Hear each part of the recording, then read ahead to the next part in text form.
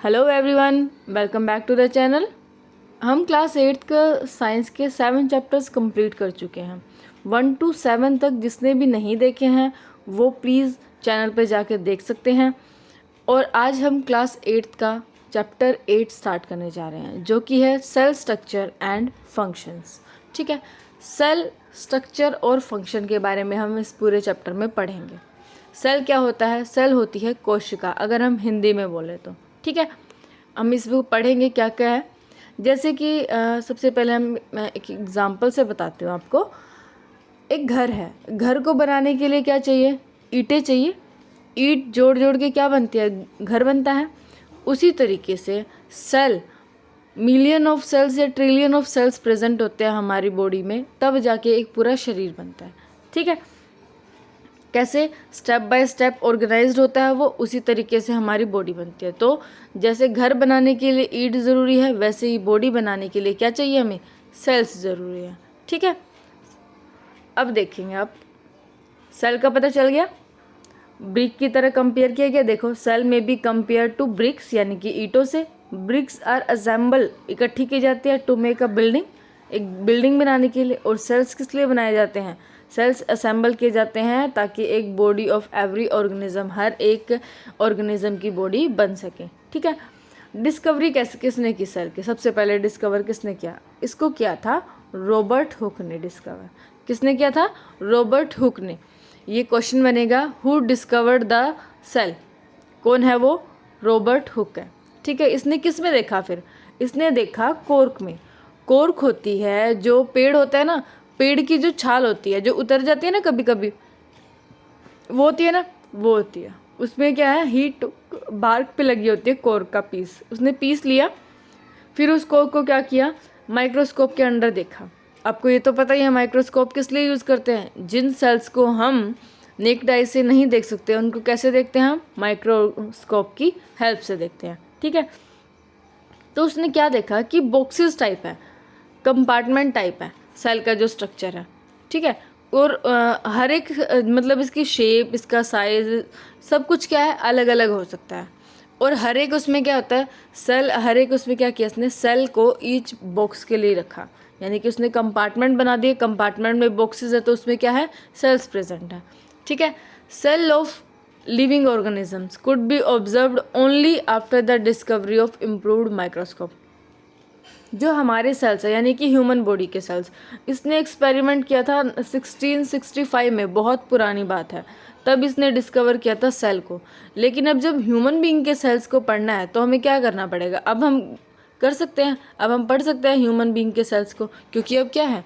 Latest technology आ गई है, microscope अच्छे आ गए हैं, तो सब कुछ आ गया है। ठीक है, अब सेल क्या है? सेल आपको पता चल गया क्या है? Both bricks in a building और cell in a living organism. Building के लिए ईंटें और लिविंग ऑर्गेनिज्म मतलब जो जिंदा है उसके लिए सेल्स। ये क्या है? बेसिक स्ट्रक्चरल यूनिट है। The building the built a similar brick have different design. हम सारी ईंटों से, सभी लोग अपना घर ईंटों से बनाते हैं, लेकिन उनका क्या डिज़ाइन अलग कर देते हैं, उनकी शेप अलग कर देते हैं, उनका साइज़ अलग कर देते हैं। उसी तरीके से सेल का भी है। सेल की भी शेप अलग होती है, साइज़ अलग होता है, इसी तरीके से। ठीक है, ये देखो, ब्रिक की वॉल कैसी होती है? इस तरीके की होती है। अब हमने देखा था ओनियन पेल का, जो प्याज का छिलका होता है ना, उसको माइक्रोस्कोप के अंदर, तो उसका स्ट्रक्चर कैसा हुआ? इस तरीके का। ब्रिक का कैसे होगा? इस तरीके का। ठीक है, आप लोगों को नोटबुक में ओनियन पेल का स्ट्रक्चर बनाना है। ओके, अब देखो, egg of hen represent a single cell and is big enough to seen by unaided eyes. जो हैन का अंडा होता है, यानी कि मुर्गी का अंडा होता है, वो नेक्ड आई से देख सकते हैं ना, वो भी तो एक सेल से बना हुआ है। अब देखो, organism show variety in cell number, shape and size, यानी कि हर एक ऑर्गेनिज्म में सेल का नंबर अलग हो सकता है, उनकी शेप अलग हो सकती है और साइज़ भी अलग हो सकता है। ठीक है, नंबर ऑफ सेल्स का पहले हम ये देखेंगे। ह्यूमन बॉडी के अंदर क्या है? बहुत सारे सेल हैं, बिलियंस और ट्रिलियंस में हैं। अब बिलियंस और ट्रिलियंस का अब मैंने एक वीडियो डाली हुई है इंटरनेशनल और इंडियन सिस्टम का, उसमें देख लेना कि ट्रिलियंस और बिलियंस में कितने होते हैं। ठीक है, तो बहुत सारे हैं। Human body has trillion of cells which very in shape में भी अलग हो सकते हैं और साइज़ में भी अलग हो सकते हैं।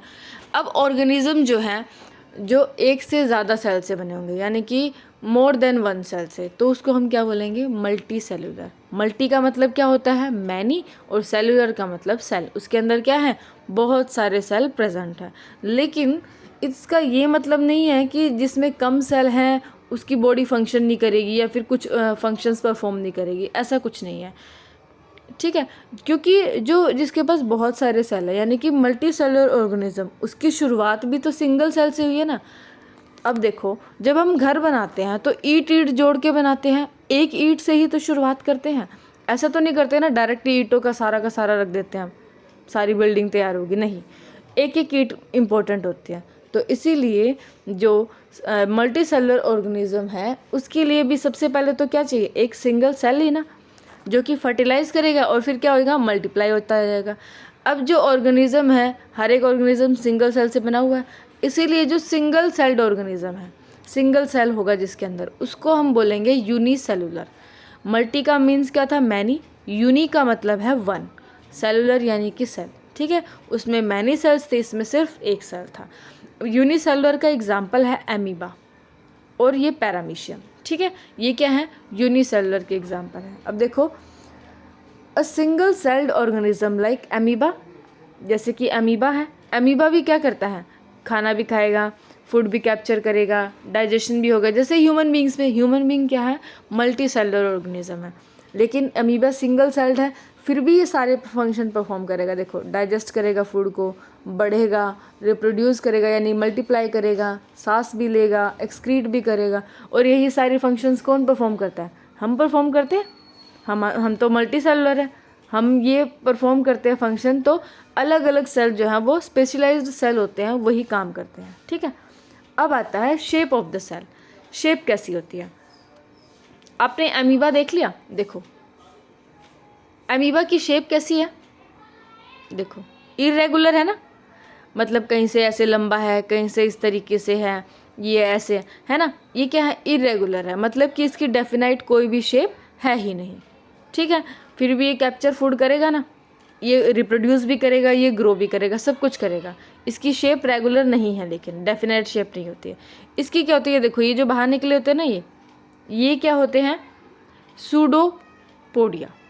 सूडोपोडिया का मीनिंग क्या होता है, सूडोपोडिया होता है, सूडो यानी कि फॉल्स, और पोडिया यानी कि फीट, यानी कि फॉल्स फीट है इसके, फॉल्स पैर है इसके, असलियत में नहीं होते ये, क्योंकि ये अपनी शेप लगातार चेंज करता रहता है, किसी तरीके से भी इसकी लेंथ बढ़ जाती है, जो लेंथ बाहर निकल जाती है उसी को हम क्या बोलते हैं, सूडो फीट बोल देते हैं, और सूडोपोडिया, ठीक है। और ये क्या करता है, फूड को कैप्चर कर लेता है। इसी तरीके से क्या है, एक वाइट ब्लड सेल्स है, आपने सुना होगा ना, हमारी ब्लड सेल्स होती हैं, जिसमें क्या है, एक रेड ब्लड सेल है, वाइट ब्लड सेल्स होती है, और प्लेटलेट्स होती है। इसके बारे में भी रिगार्डिंग भी, जो ब्लड का है टॉपिक, उसके रिगार्डिंग भी एक वीडियो बनाऊंगी, वो आप देख सकते हैं सभी। अब क्या है, ये ह्यूमन बींग्स में है, ये भी क्या है, एक सिंगल सेल है, इसकी शेप भी चेंज हो सकती है। लेकिन जो अमीबा है, ये तो सिर्फ सेल है, ये क्या अमीबा पूरा ऑर्गेनिज्म है, इसकी शेप भी अलग अलग है। अब क्या है, मिलियन ऑफ सेल्स प्रेजेंट है, उन सभी की शेप अलग अलग हो सकती है। ये देखो, ये रेड ब्लड सेल्स है, ये राउंड शेप में हमारे अंदर होते हैं, ये है स्पिंडल शेप्ड, ये मसल सेल्स है, ये लॉन्ग ब्रांच नर्व सेल है, यानी कि ये नर्वस सिस्टम में होती है हमारी, ठीक है। ये होती है ब्लड सेल, राउंड है, और ये स्पिंडल सेल कैसे है, एलोंगेटेड है, सिलेंडर है, इसमें सारा वही पड़ा हुआ। देखो, सेल्स आर राउंड, स्फेरिकल और इलोंगेटेड हो सकते हैं। ए में क्या है, some cells long and pointed at another end, they exhibit a spindle shape, यानी कि बी में स्पिंडल शेप बन गई है। और तीसरे में क्या है, ब्रांचेस बन जाती है, यानी कि नर्व सेल्स। ये देखो, ये क्या करती है, ट्रांसफ़र करती है मैसेज को, पहले रिसीव करेंगी, उसके बाद इन्फॉर्मेशन को ट्रांसफ़र कर देंगी, ठीक है। ये आता है कंट्रोल एंड कोऑर्डिनेशन में। कंट्रोल का मतलब क्या होता है, किसी भी चीज़ को कंट्रोल करके रखना, और कोऑर्डिनेशन यानी कि तालमेल बिठाना, पूरी बॉडी का फंक्शनिंग का ध्यान रखती है वो, ठीक है। अब है साइज़, हमने कहा साइज़ अलग अलग हो सकता है, कोई छोटा हो सकता है, कोई बड़ा हो सकता है।